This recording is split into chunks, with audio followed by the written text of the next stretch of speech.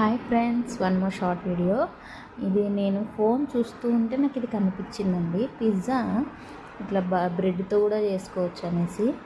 నిజంగా అండి, పిజ్జా అస్సలు లైఫ్లో ఒక్కసారన్నా తినాలనుకుంటున్నాను, కానీ ఎప్పుడు తినలేదు. నిజంగా అంటే తినాలి చాలా చూసినాను కానీ తినలేదు.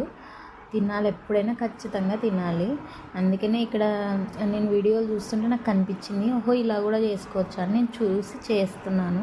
కానీ క్యాప్సికమ్ కావాలి, నా దగ్గర లేవు అవైలబుల్గా. లేకపోతే ఏం లేవు, కొన్ని కూడా లేవు, చాలా మటుకు లేవు.